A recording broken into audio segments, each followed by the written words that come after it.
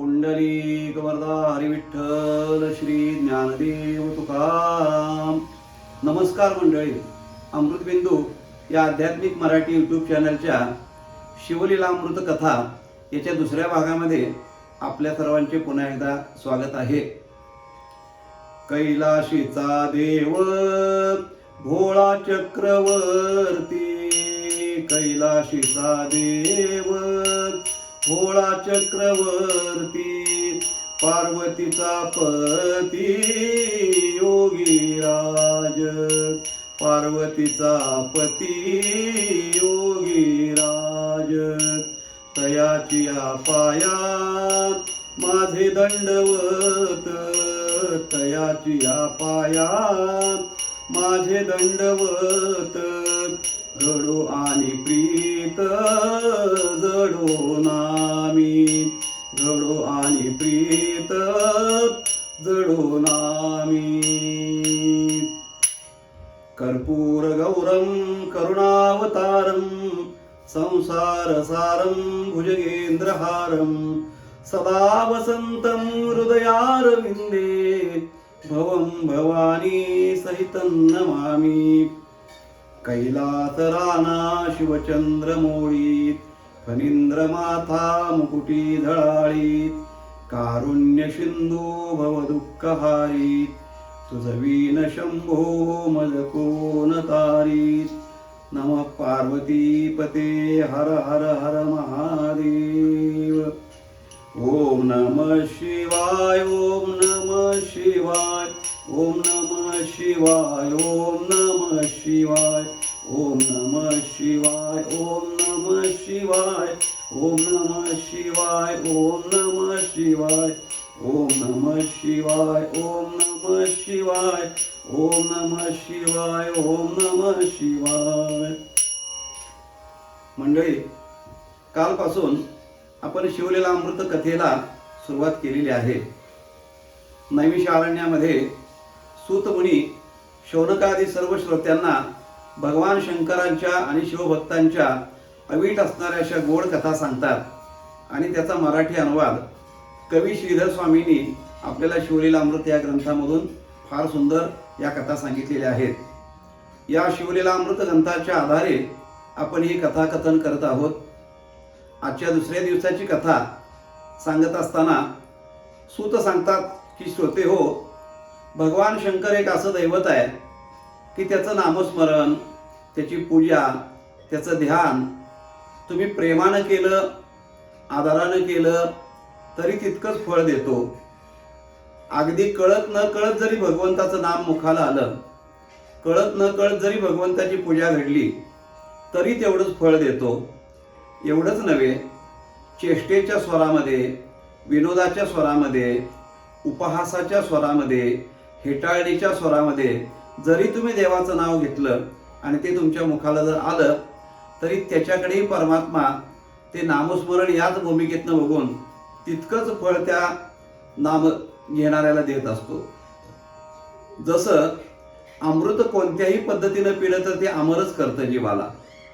अमृत तुम्ही अमृत आहे असं समजून प्या, त्याला नमस्कार करून प्या, किंवा ते अमृत आहे न समजता प्या, किंवा त्या अमृताच्या घटाला लात मारून पुन्हा ते अमृत प्या, तरी त्याचं कर्तव्य आहे की पिणाऱ्या जीवाला ते अमरच करतं. तसं भगवान शिवाची भक्ती ही अशा पद्धतीची एक वैशिष्ट्यपूर्ण असणारी देवाची ही भक्ती आहे. म्हणून सूत सांगतात की श्रोते हो, या संबंधातली एक कथा मी आज तुम्हाला सांगतो.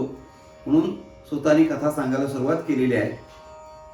विंध्य पर्वताच्या दुर्गम भागामध्ये, पहाडी जंगलाच्या असणाऱ्या त्या आदिवासी भागामध्ये एक भिल्ल राहत होता, पारधी राहत होता. आता भिल्ल आणि पारधी म्हटल्यानंतर त्याची उपजीविका जंगलामध्ये जाणं, जंगलात असणारे पशु पक्षी यांची हत्या करणं, शिकार करणं, त्याचबरोबर काही जंगलातल्या वस्तू असतील त्या आणणं आणि त्याच्यावरती उपजीविका करणं, हे त्यांच्या असणाऱ्या समाजाचं किंवा त्या जमातीचं असणारं उपजीविकेचं साधन. त्याप्रमाणे हा जो भिल्ल या ठिकाणी त्याचा नित्यक्रम असा शिकारीला जाण्याचा होता. भरपूर त्याने शिकार केलेली होती, भरपूर पापं केलेली होती आणि आपल्या कुटुंबाचं पोषण केलेलं होतं. तुकाराम महाराजांनी म्हटलेलं आहे की कुटुंब पोषण करत असताना मनुष्य जीवाच्या हातून अनेक अशा प्रकारची पापं घडतात.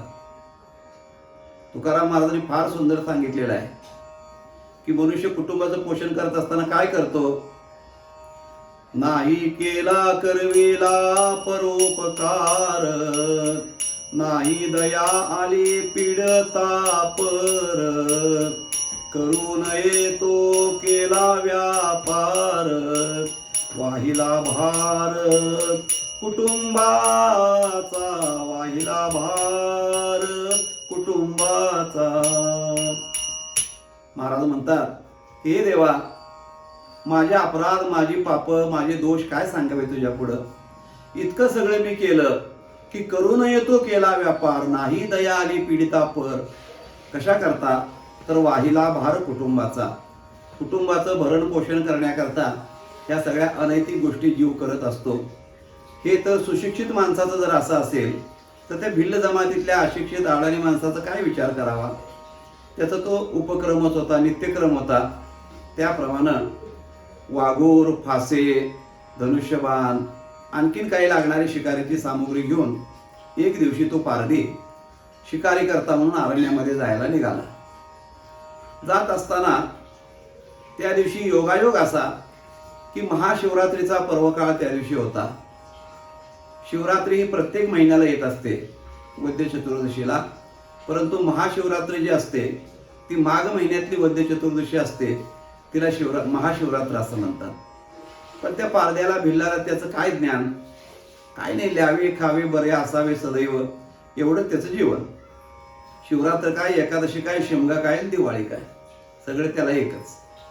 तेव्हा असं तो पारधी शिकारीला जात असताना त्या गावाच्या बाहेरच्या बाजूला एक शिवमंदिर होतं आणि त्या शिवमंदिराच्या बाजूने जंगलामध्ये जाण्याचा रस्ता होता. तेव्हा तो पारधी सगळे सामुग्री घेऊन निघाला. बघितलं तर वेशीच्या बाहेर त्या शिवमंदिरासमोर अशी सगळी गर्दी जमलेली. सगळ्या आजूबाजूच्या परिसरातून, बऱ्याच गावातून लोक जमा झालेली. कारण ते शिवमंदिर प्रसिद्ध होतं. मंदिराची सुंदर सजावट केलेली होती, मंडप वगैरे घातलेली होती, तोरणं बांधलेली होती, रांगोळ्या काढलेल्या होत्या, फुलाचे गुच्छ हार जागोजागी अडकवलेले होते, दिव्यांची आरास केलेली होती, सुंदर ध्वज लावलेले होते. असं संपूर्ण झगमगाट त्या शिवरात्रीच्या निमित्तानं मंदिरावरती भाविकांनी केलेला होता आणि गर्दी खूप जमलेली होती. लोक दर्शनाला जात येत होते. काही फळं, काही अक्षता, काही साखर, काही गूळ भगवंतासमोर अर्पण करत होते, बेलपत्र अर्पण करत होते आणि प्रत्येकाच्या मुखातून शंभो शिव हर हर हर, शंभो शिव हर हर हर अशा प्रकारची घोषणा प्रत्येक भाविक त्या ठिकाणी गर्जना करत होता. आणि हा पारधी तिथं शिकारीला जाण्याकरता म्हणून त्या रस्त्याने निघाला. ह्यानं हे सगळं कौतुक बघितलं. एक अर्धा पाऊण तास तो तिथं समोर उभा राहिला बघत सगळं की काय सजवलंय, काय सजावट केलेली आहे, भक्त काय करतात, काय पूजा करतात, सगळं बघत उभा राहिला. म्हणजे पहिली सेवा घडली की पूजा अवलोकन झालं त्याच्या हातून. महाराजांनी एका ठिकाणी सांगितले की आपल्याला देवाची पूजा जरी नाही करता आली तरी देवाची केलेली पूजा ही जर डोळे भरून आपण बघितली, म्हणजे भक्तियुक्त अंतःकरणानं देवाची पूजा केलेली जरी आपण पाहिली, आपण स्वतः नाही केली तरी त्याचं फळ सुद्धा फार मोठं श्रेष्ठ सांगितलेलं आहे. पहिली सेवा आज त्याच्या हातून शिवरात्रीच्या दिवशी घडली की पूजा अवलोकन. महादेवांच्या पूजेचं अवलोकन डोळे भरून केलं. मनात भक्तिभाव नव्हता, उपहास मनामध्ये होता. मनात म्हणू लागला काय मूर्ख माणसं आहेत म्हणलं, हे चांगलं चांगलं पक्वान्न, चांगले अन्न पदार्थ खायचं सोडतात आणि आतडी मारत, पोटाला मारत उपाशी बसतात. म्हणले काय शहाणपणा यांचा. असं उपाशी बसून काय साध्य होत असते काय? काय मूर्खपणाचा सगळा खेळ आहे म्हणला. पैसे नको तिथं खर्च करतात म्हणला.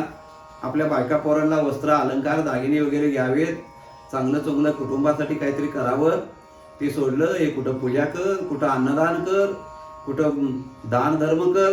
काय म्हणला सगळा मूर्खांचा बाजार आहे म्हणला. काय याच्यामध्ये साध्य होते कोणास ठाऊक. असं तो मनामध्ये तिरस्काराने विचार करत तिथं उभा राहिला. जाऊ दे मरू दे म्हटलं, काय करायचं आपल्याला, त्यांचं त्यांच्याबरोबर, आपलं आपल्याबरोबर. आपल्या वाटेने तो निघाला. योगायोगानं मंदिराला उजवं घालून जंगलात जाण्याचा रस्ता होता. त्या रस्त्याने त्याला जायचं होतं, त्यामुळं आपोआप मंदिराची सव्य प्रदक्षिणा घडली. सव्य प्रदक्षिणा म्हणजे मंदिराला एखाद्या जर आपण उजवं घालून जर पलीकडे गेलो तर ती अर्धी प्रदक्षिणा होत असते, आणि शिवमंदिराला किंवा भगवान शंकराला अर्धी प्रदक्षिणा घालायची असते.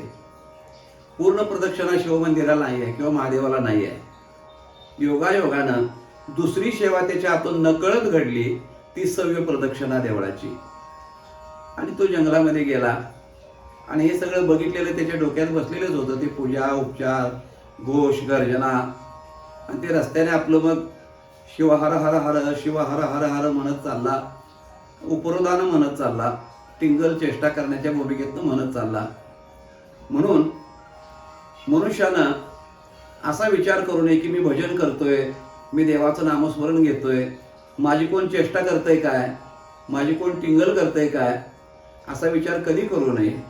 कारण का, तुम्ही नामस्मरण करत असाल आणि तुमची चेष्टा म्हणून जर कोणी तुमचं अनुकरण चेष्टेनं करत असेल, तरी सुद्धा त्याच्या हातून जे नामस्मरण त्याच्या मुखातून घडतंय त्याचं तुम्हाला बोनस पुण्य तुम्हाला मिळतंय. तुम्ही करता तेही मिळतंच, परंतु त्याच्याकडून चेष्टेनं जरी घडलं तरी त्याचं बोनस पुण्य तुम्हाला मिळतं. लोकमान्य टिळकांच्या संदर्भात एक हकीकत अशी सांगतात मंडळी. लोकमान्य टिळक हे प्राचार्य होते पुण्याच्या एका विद्यालयाचे, कॉलेजचे, फर्ग्युसन कॉलेजचे. आणि प्राचार्य असताना त्यांचा पोशाख म्हणजे आपला धोतर कोट वगैरे असं, ते असं म्हणजे वारकरी पोशाखातच जायचे.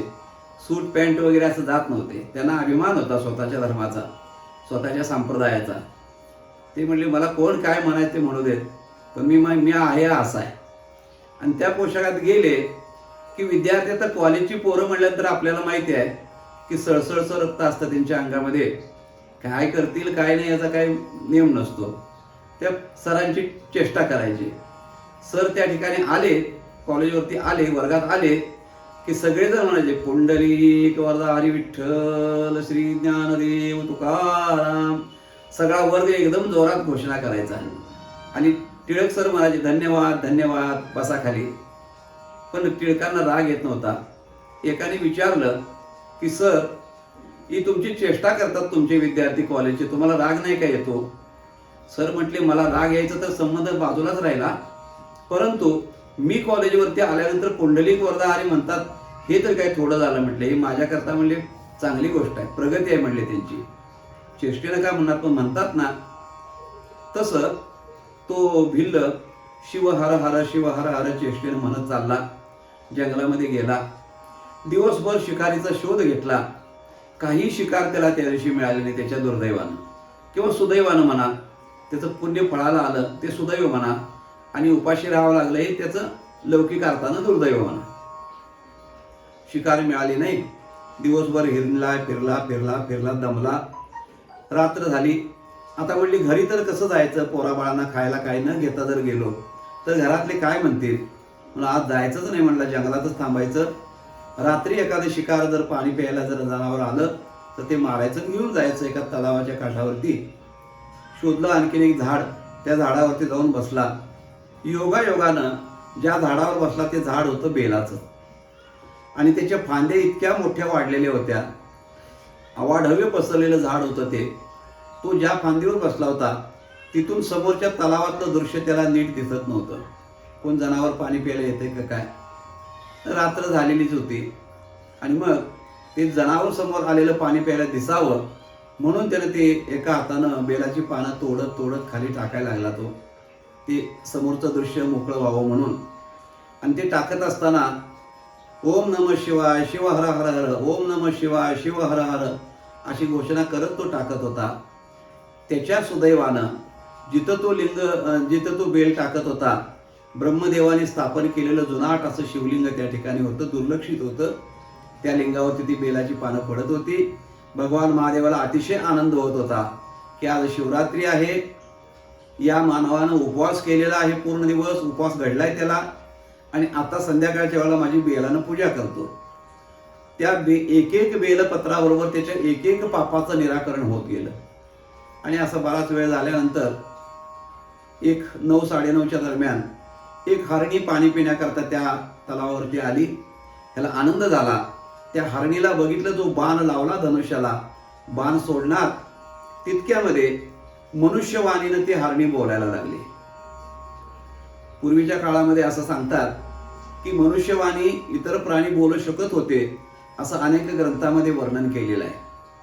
किंवा त्याचा असाही एक अर्थ लावता येतो की मानवाला त्यांची भाषा समजत असावी, अशी काही विद्या पूर्वीच्या काळात असावी, असं ऐकण्यात आहे मंडळी. नीलावंती नावाचा जो ग्रंथ आहे, त्या ग्रंथामध्ये अनेक प्रकारचे वाम मार्गी असणारे अघोरी उपचार वगैरे विद्या सांगितलेली आहे. आणि त्याच्यामध्ये काही विधी केल्यानंतर पशुपक्ष्यांची भाषा मनुष्याला समजते, असं सांगितलेलं आहे त्या ग्रंथामध्ये. त्या ग्रंथावर आता सरकारने बंदी घातलेली आहे. तो ग्रंथही आता कुठे मिळत नाही, दुर्मिळ आहे. परंतु त्या तशा वामपंथी साधना केल्यानंतर ती विद्या प्राप्त होती मनुष्याला पूर्वीच्या काळामध्ये. त्याप्रमाणे ती हरणी बोलू लागली, हे श्रेष्ठ मानवा, तू माझ्यावरती बाण का सोडतोयस? मी तुझा काय अपराध केलेला आहे? आणि मला मारू नकोस. त्यात मी गर्भिणी आहे म्हटले, माझ्या पोटामध्ये गर्भ आहे, माझी प्रसूतीची वेळ आता जवळ आलेली आहे.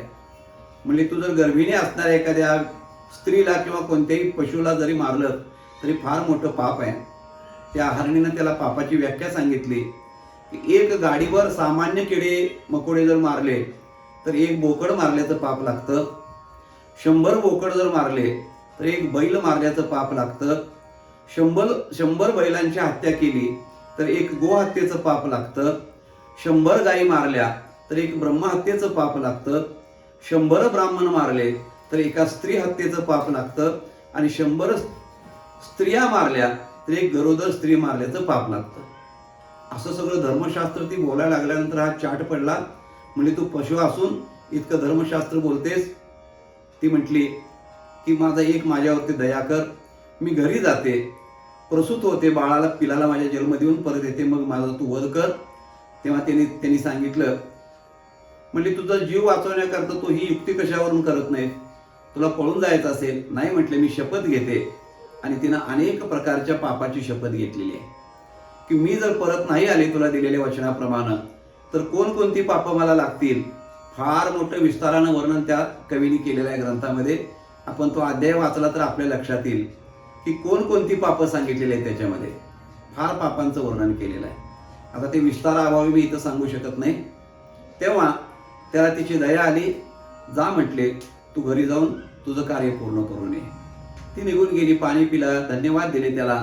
तू शिवलोकाला जाशील असं तिला आशीर्वाद दिला आणि ती हरणी निघून गेली.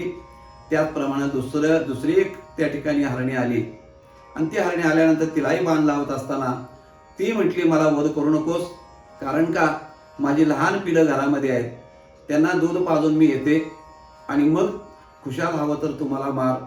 तिनेही अनेक पापांची शपथ घेतली की मी जर नाही आले तर ही सगळी पापं माझ्या मस्तकावरती बसतील, अशी तिने शपथ घेतली. ती निघून गेली. दया आली त्याच्या अंतःकरणामध्ये. म्हणजे शिवनामस्मरणामुळं, शिवपूजेमुळं जी काही तिची क्रूर वृत्ती होती तिच्यामध्ये थोडीफार दया निर्माण व्हायला लागली. काल मी बोलून गेलो की आपल्या हातून पुण्य घडायला लागलं हे कशावरनं समजायचं? तर आपली वृत्ती पालटली तर त्याच्यावरनं समजायचं की आपला परमार्थ फळाला यायला लागलेला आहे. तेव्हा त्या हरणीला त्याने परत पाठवलं. त्याच्यानंतर दुसरी एक हरणी आली 3 नंबरची. आणि ती आल्यानंतर तिलाही तसं सांगितलं. तिनं सांगितलं की आज माझ्या पतीला मला भोग द्यायचा आहे, त्याची इच्छा आहे, आणि ते अपुरं करून ठेवून जर मी मेले तर मला पाप लागेल, मी पतिव्रता आहे, तेव्हा ते कार्य पूर्ण करून येते, मग मला मार. तिच्याकडूनही शपथ घेतली, तिलाही परत पाठवलेली आहे. अर्थात हे जे हरणं होती, या 3 हरणी आणि एक हरिण, शेवटी 4 नंबरला हरिण आला. त्यालाही मारत असताना तोही म्हटला की मी माझ्या घरी जातो, माझ्या कुटुंबियांची भेट घेतो, अंतिम त्यांचे एकदा भेट घेऊन ख्याली खुशाली बघून येतो, मग तुम्हाला मार, इच्छा अतृप्त राहायला नको. त्यालाही पाठवलं. ही जी काही 4 हरणं होती, म्हणजे एक हरिण आणि 3 हरणी, या कोण होते? तर जी मुख्य हरणी होती पहिल्यांदा आलेली ती स्वर्गातली इंद्र दरबारामधली रंभा होती. जी क्षीरसागर मंथनाच्या वेळेला 14 रत्न निघाली, त्या 14 रत्नामध्ये एक रंभा होती आणि तिला हा शाप प्राप्त झाला होता. कशाच्या योगानं? वास्तविक रंभा, उर्वशी, अप्सरा ह्या देवांगण आहेत स्वर्गातल्या. तपश्चर्या करून, साधना करून स्वर्गामध्ये जे येतात त्यांना भोगदान देणं, त्यांची सेवा करणं ह्या देवांगणाचं काम आहे. परंतु ही रंभा एका अनाचारी, एका पापी असणाऱ्या माणसाला रत झाली, वश झाली. त्याला कवीनं असुर म्हटलेलं आहे, दैत्य म्हटलेलं आहे. दैत्य राक्षस म्हणजे काय? तर पापाचरण करणारा, नीच कृत्य करणारा, निकृष्ट मनोवृत्तीचा, त्याला दैत्य म्हटलेलं आहे. म्हणजे ह्या रंभेची नेमणूक झालेली होती ती तपस्व्यांची सेवा करण्याकरता, परंतु नीच माणसाला ती वश झाली आणि पापकर्म करायला लागली. आणि तो राक्षस एकदा जंगलामध्ये गेलेला असताना हिच्या मनात आलं की कैलासाला जाऊन भगवान महादेवांचं एकदा दर्शन घेऊन यावं. आणि ती दर्शनाला गेलेली असताना तिला बघितल्यानंतर कैलासनाथ भगवान महादेव अतिशय क्षुब्ध झाले, रागवले आणि तिला शाप दिला. मूर्खे, तू काय करतेस? तुझं कर्म काय आहे? तू करायला लागलीस काय आहे? अनाचार करतेस. जा म्हणले पृथ्वीवर तू हरणी होशील आणि तू ज्या पुरुषाला वश झालेली आहेस तो दैत्य हरण होईल म्हटले. आणि तुझ्या दोन ज्या दासी आहेत, सहकारी आहेत, त्या दोन्ही दासी सुद्धा हरणी होतील. तुम्ही चौघं एकत्र वावर कराल पशुहून. असं शाप दिल्यानंतर तिनं दया याचना केली आणि मग भगवान महादेवाने प्रसन्न होऊन काही काळ तुम्हाला त्या योनीमध्ये जन्म घेऊन वनात वावरावं लागेल आणि एका पर्वकाळाच्या दिवशी तुमचा उद्धार होईल असा त्यांना आशीर्वाद दिलेला होता. अशी ती 4 हरणं त्याप्रमाणे दिलेल्या वचनाप्रमाणे ते आपापल्या घरी गेली. पहिली हरणी होती तिनं आपल्या पिलाला जन्म दिला. दुसरी हरणी होती तिनं आपले जी पिलं लहान होती त्यांना स्तनपान दिलं, त्यांना संतुष्ट केलं. तिसऱ्या हरणीनं आपल्या पतीला भोगदान दिलं, त्याला तृप्त केलं. आणि तो चौथा असणारा हरिण, हे सगळ्यांनी विचार केला. आपण त्या पारध्याला वचन दिलेलं आहे, त्या वचनाप्रमाणे आपण त्याच्या समोर आता गेलं पाहिजे. प्राण जाय पर वचन न जाय, अशा त्या कृतयुगातली, सत्ययुगातली नीती होती मनुष्याची. मनुष्याची काय सोडून द्या, पशु जर वचन पालन करत होते तर मग माणसाने काय करावं? इतकं ते धर्मानं चालणारं युग होतं त्यावेळेला. आणि मग दिलेल्या वचनाप्रमाणे हे सगळे निघाले. आता ही चौघच्या चौघं निघाली म्हटल्यानंतर त्यांची लहान लहान मुलं, पाडस हरणांचं, तेही निघाली सगळी. आणि सगळी त्या ठिकाणी कुटुंबीय तो पारधी जिथं बसलेला होता तिथंपर्यंत आले. तोपर्यंत पहाटेची वेळ झालेली होती. अखंड रात्र पूर्ण जागरण त्या पारध्याला घडलं. सतत बेलपत्राने भगवान महादेवावरती नामस्मरणाच्या योगानं बेल अर्पण झालं. या सगळ्या सेवा त्याच्या न कळत त्याच्या हातून घडल्या. समजून उमजून काही त्यानं केलं नाही, सगळं घडलं. आणि पहाटेची वेळ, सूर्योदयाची वेळ झाली. हे सगळं हरिण कुटुंब त्याच्या समोर आलं आणि प्रत्येक जण म्हणू लागला, माझा वध अगोदर कर. तो हरिण म्हटला, मला माझ्या कुटुंबियाला मरताना मला बघवणार नाही. हे पारध्या, तू मला अगोदर मार आणि मग तुला काय बाकीचं करायचं ते कर. तेव्हा त्या 2 हरणी 3 होत्या, त्या म्हणू लागल्या, आम्ही पतीशी एकरूप झालेलो आहोत, पतिव्रता आहोत. आमचा आधी प्राण घे आणि मग आमच्या पतीला मार. पतीच्या नंतर आम्ही जगणं हे योग्य नाही. आणि हे सगळं ऐकून ती लहान पाडसं म्हणू लागले, हे पारध्या, त्या सगळ्यांना मारू नकोस, आमच्या आईला बाबांना मारू नकोस. आम्ही कोवळी कोवळी लहान मुलं आहोत.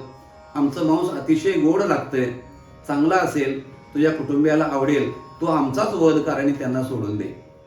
हे सगळं भाषण ऐकल्यानंतर उरली सुरलेली जी काही क्रूरता होती, अमानुषपणा त्याच्या ठिकाणी होता, तो सगळा गळून पडला, झाडावरून खाली उतरला. धनुष्यबाण त्यांनी टाकून दिले आणि त्या हरणाच्या कुटुंबाच्या सगळ्यांच्या समोर त्यानं दंडवत घातला, साष्टांग लोटांगण घातलं की तुम्ही आज माझे डोळे उघडले. मी मनुष्य असून जनावरापेक्षा वाईट वागलो, पण तुम्ही पशु असून मनुष्याला लाजवेल अशा प्रकारचं जीवन तुमचं आहे. धन्य आहे म्हणले तुमचं जीवन, धन्य तुमचं ज्ञान आहे. आणि माझ्यासारख्या पाप्याला तुम्ही पवित्र केलं, पुनीत केलं, म्हणून त्यांचं तो स्तुती करू लागला. एवढ्याच अवधीमध्ये त्या ठिकाणी आकाशातून घंटानाद ऐकायला यायला लागला. भगवान शंकरांचं दिव्य असणारं विमान कैलासाहून त्या ठिकाणी खाली उतरलेलं आहे. ती 3 हरणी आणि असणारा तो हरिण, त्या चौघांचाही दिव्य देह प्राप्त झाला. शिवगणाने त्यांना आदरानं त्या ठिकाणी विमानामध्ये बसवलं, त्यांचं सत्कार वगैरे केला, स्तुती केली त्यांची शिवभक्त म्हणून. आणि हे सगळं तो पारधी बघत होता. तो पारधी शिवगणांना विचारू लागला, माझा उद्धार कधी होईल? त्यांनी सांगितलं, तुझा तर उद्धार झालेलाच आहे म्हटले. कारण का, तुझ्या हातून काल शिवरात्रीला ज्या सगळ्या सेवा घडायला पाहिजे होत्या त्या घडलेल्या आहेत. पहिल्यांदा शिवपूजेचं अवलोकन झालं, दिवसभर शिवाच्या नामस्मरणाचं चिंतन झालं, मंदिराला उजवी प्रदक्षिणा झाली, त्यानंतर रात्रभर बेलपानाने शिवाचं अर्चन झालं, नामस्मरण झालं आणि उपवास दिवसभर घडला. हे सगळं शिवरात्रीला तुझ्या हातून घडले. तुझा उद्धार सहज झालेला आहे. पण तुझा अजून काही कालखंड आयुष्याचा शिल्लक असल्यामुळं पुढच्या शिवरात्रीला तुला त्या ठिकाणी अशाच पद्धतीचं विमान येईल. तोपर्यंत शिवभक्ती, शिव आराधना, शिवनामस्मरण करत आपलं दिनक्रम तू चालव, पवित्र वाग, पवित्र आचरण ठेव, असं सांगून त्या सर्व हरिण कुटुंबाला दिव्य देह प्राप्त करून कैलास भवनाला नेऊन शिवचरणी त्यांना समर्पित केलं. भगवान शंकरांच्या स्थानामध्ये ते अजरामर होऊन अशा प्रकारचे राहिले. पुढे कालांतरानं तो व्याध जो होता, पारधी जो होता, त्यालाही शिवदूताने कैलासपदाला प्राप्त करून दिलं. म्हणून आज सुद्धा तारकामंडळामध्ये, आकाशामध्ये जे तारकामंडळ आहे त्याच्यामध्ये व्याधाचा तारा म्हणतात, मृगाचा तारा म्हणतात. हे सगळे जे दाखवलं जातं हे त्यांचं प्रतीक, त्यांचं चिन्ह म्हणून आजही आकाशामध्ये ते दाखवलं जातं मंडळी. तेव्हा असा हा भगवान महादेव, आशुतोष महादेव, याचं चरित्र आघात आहे. न कळत घडलेल्या सेवेतून सुद्धा तो प्रसन्न होतो आणि भक्ताला सायुज्य पद प्राप्त करून देतो. असा हा आशुतोष महादेव भगवान. त्याची ही कथा सूत मुनींनी शौनकादिक सर्व श्रोत्यांना सांगितली. तीच कथा श्रीधर स्वामींनी अतिशय गोड भाषेमध्ये मराठी ग्रंथात लिहिली. त्या कथेचा थोडासा सारांश आपण वेळेच्या मर्यादेमध्ये मंडळी कथा पाहण्याचा प्रयत्न केला. आजची कथा आपल्याला कशी वाटली ते जरूर कळवा. इतरांच्यापर्यंत ही ऐकण्यासाठी आपण सर्वांनाही प्रवृत्त करा. झालेली सेवा भगवान महादेवांच्या चरणी अर्पण करूया. श्री सांब सदावा शिवा चरणार्पणमस्तु. मंडळी, भेटूया पुन्हा पुढच्या भागामध्ये. तोपर्यंत नमस्कार. रामकृष्ण हरी.